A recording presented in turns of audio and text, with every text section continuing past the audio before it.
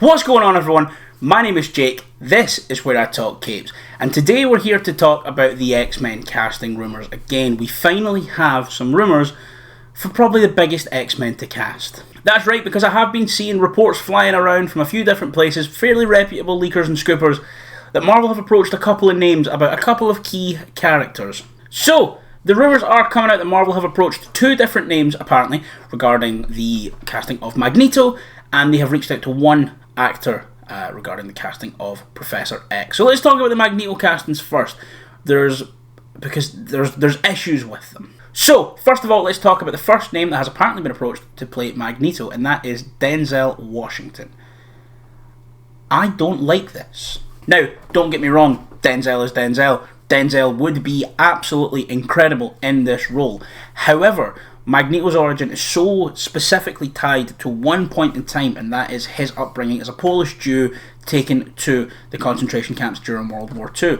His powers first manifested when he was split from his parents, separated from his parents in the camps. We have that incredibly powerful scene at the start of the first X-Men movie when he bends the gate at Auschwitz. When his parents are taken away from him, when he's taken away from his parents in the camp, we have his whole backstory of being raised in that environment and liberated at the end of World War II. In first class, he throws a coin through that Nazi's head because obviously, and Xavier's like, no, don't kill a Nazi, it's fine, Charles, let him kill a Nazi.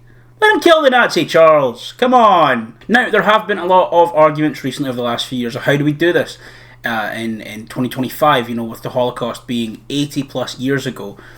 Are we casting an actor who's in their 90s? Are we saying that Magneto's in his 90s, pushing 100?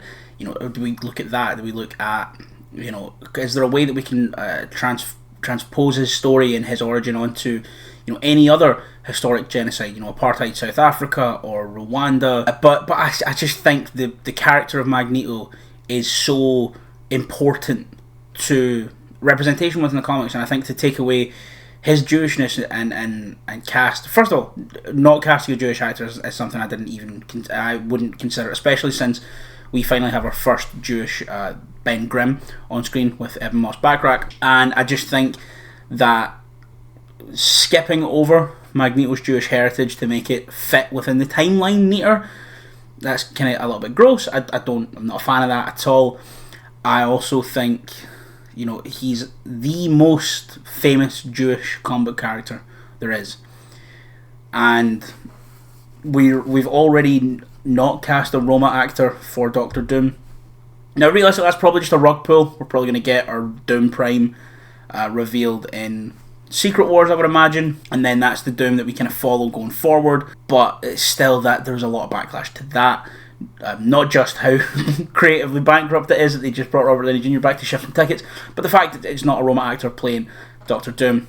And I think Magneto's story is way too important for it to not be played by a Jewish actor. And I just think Magneto's story is way too important for us to gloss it over and update it and change it to make it, fit better within timeline. He's a mutant, he's a man that controls magnets with his mind. You can say that he's got a secondary mutation where he ages a lot slower, so even though he's 90, he looks like he's 62 or whatever.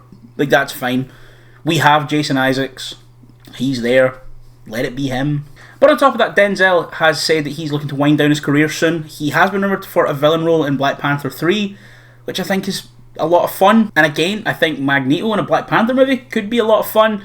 And again, I think Denzel as Magneto could be a lot of fun, but it's just, to me, I think the optics of it, one of the most important characters in Marvel's history, if we're erasing his Jewish heritage to make it, fit better within a timeline, it's weird and gross. And again, Denzel's 76 now? This movie's probably not going to start shooting for another 3 years, maybe 2-3 years, so he's probably going to be pushing 80 at the time that this begins production.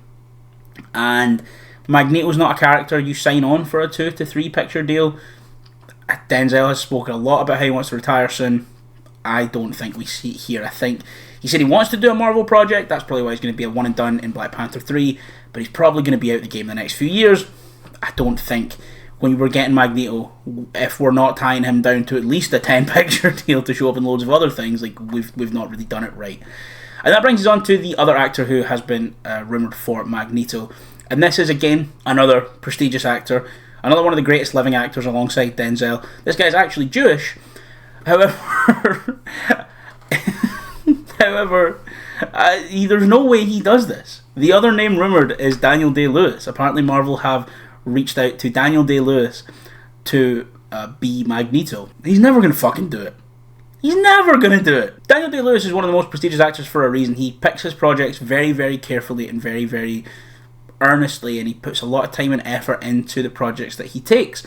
And because of that, he's been able to rack up Oscar after Oscar after Oscar for doing all these incredible things. But crucially, with Daniel Day-Lewis, when you hear Daniel Day-Lewis is in something, you're like, oh fuck, he's back. Like, he's doing this now. And he's retired twice now, came back out of retirement twice now. First time for Martin Scorsese, second time for his son's directorial debut, which is sweet and that's nice. But Daniel Day-Lewis is such a serious actor, and I think it's cool if he's like considered this. But again, I think if he has considered it, he's probably seeing this as an acting challenge and he wants to prove that big serious actors can do these silly little movies. But it's also Daniel Day-Lewis. He doesn't do sequels. He makes a movie every 7 years or whatever, and I don't see a world in which Daniel Day-Lewis puts pen to paper for anything more than 3 movies. And again, it's Magneto. He needs to put pen to paper for something that's more than 3 movies. Now, like I said with Denzel, he would be an absolutely incredible Magneto. Realistically, he is probably, if we're just talking on pure talent, and he's like I say, a Jewish actor, he is probably the perfect Magneto. There's probably no one more perfect to play Magneto. But the circumstances of who he is as a person and who he is as an actor and the way that he views, his craft, and he's a real, he's if there's anyone who's suffered for their art, it's Daniel Day-Lewis. Full method, and fully embraces everything about the character. Trained for 6 months as a butcher's apprentice to play Bill the Butcher in a Scorsese movie. After spending like a year not turning it down because he was retired and he didn't want to come out of retirement and possibly make a bad movie under Scorsese, who's the man who made him want to become an actor with Mean Streets. Crazy. After knocking this role back for ages, to then I believe spent 6 months training as a butcher's apprentice to fully become and embody the role of Bill the Butcher in Gangs of New York. I think he'd be fucking incredible, but again, there's no chance he does it. Like I say, if we have him in isolation, he's probably the perfect Magneto. If we're making one standalone X-Men movie, that's your perfect Magneto right there. But he's never going to take it. Again, I bring up Jason Isaacs. He'd be a lot of fun here. That's my pick. And as good of an actor as Jason Isaacs is, and as prestigious of an actor as Jason Isaacs is, he's not above doing franchise stuff. Obviously, he was in the Wizard movies. He played Brainiac in Suicide Squad Kill the Justice League. Definitely signed up for more games than that. He voiced Brainiac in that, but then obviously that didn't sell well, so he's not going to do more. Like, he's not above doing silly shit. Just stop fucking about and bell Jason Isaacs and go, Jason lad, you saying it? You might come be Magneto, bro? And he'll probably go, yes, okay. Probably something like that, I'd say. Just hurry up. Just fucking reach out to Jason Isaacs. As exciting as both of those rumours are on paper, I just don't see a world where either of them do it. I think, first of all, I don't think they would dare change Magneto's backstory. And even if they were brave enough to do that, I don't think Denzel signs on for that long. And there's no way Daniel Day-Lewis signs on for that long. However, the other bit of casting news regarding Professor Charles Xavier, I'm really into, because apparently they've reached out to Coleman Domingo. Unlike the character of Magneto, I don't see race-swapping Professor X that big a deal. I don't think Professor X's whiteness is such a major point of his character the same way that, Magneto's Jewishness and Jewish heritage is a major point of that character's whole story and everything. I think there's some more interesting things you can do with a white Professor Xavier. I think the kind of, I think having him, look as an outward-facing normal human. He doesn't have an outward mutation. A rich white man from upstate New York. Obviously he's in the chair, but it's a very privileged life with a big mansion. You can do a lot of fun things with, the kind of mutants that have to live in the sewers and live in the shadows and live in hiding because they're all fucked up. Basically, they look at him as this sort of, this hoity-toity, holier-than-thou ivory tower, a guy that's looking down on them and thinks he's better than them, but at the same time he's facing a lot of prejudice from the outside world because he is a mutant. And when you look at him as a rich white man living in modern America, it can be very interesting to then see the way that this rich white man is treated because he is a mutant, and you can see the two sides of that, with the mutants that a lot of people would fucking Kyle Rittenhouse on sight hating him because he is outwardly presented as a normal human, and then the fact that the humans also hate him because he is a mutant. I think that's a very interesting thing that works a lot better with a white actor as Professor X, but I don't think that doesn't work if it's a non-white actor playing Professor X. All Professor X really has to be, to me, is well-educated, well-spoken, and a dick. And I think Coleman Domingo can absolutely pull all three of those off. Coleman Domingo is maybe the most well-spoken man in Hollywood right now. He is an angel. I love him.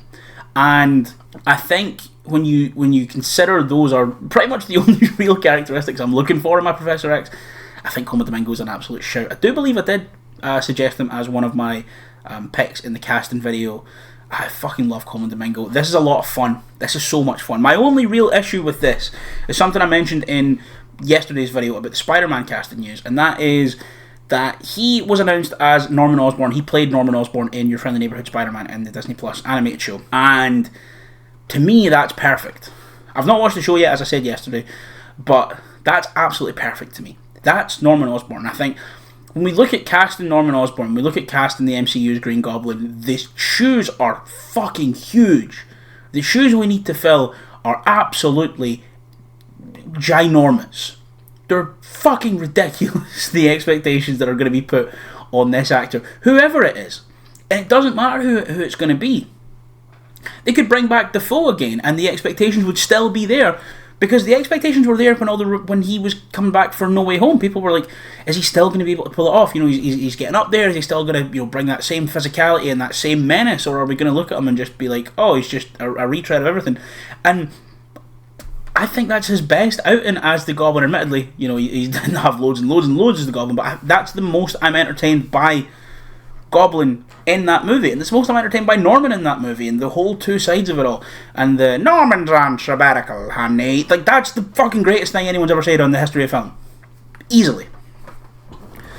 But the expectations that are going to be put on the actor who inevitably plays Norman Osborn in the MCU is going to be, like, tremendous. The weight on their shoulders is going to be huge, and I don't think there's many actors I trust to play Norman Osborn. Coleman Domingo is absolutely one of them. Coleman Domingo is 100% one of them. And I just think this could be a lot of fun. And that's the only detractor I have for him as Charles Xavier, is I'd rather see him play Norman Osborn in live action. But I'd be absolutely okay with him as Charles Xavier. I think he's possibly the perfect Charles Xavier. The only person I think maybe I like more is probably Ray Fiennes, who I cast in my video as Professor X. So I think, get Coleman Domingo in these movies and I'll keep going. I'll never stop going. But that's it for me today, guys. Let me know what you think of these rumours down below. Who would you like to see cast as Magneto and as Professor Xavier? Let me know in the comments down below with all your thoughts on everything X-Men related. Once again, guys, thank you so much for watching. Don't forget to like, share and subscribe. Tell all your friends with the handsome man on YouTube with the good X-Men opinions. As always, guys, my name is Jake. This is where I talk capes. Thanks so much for watching, and I'll see you next time.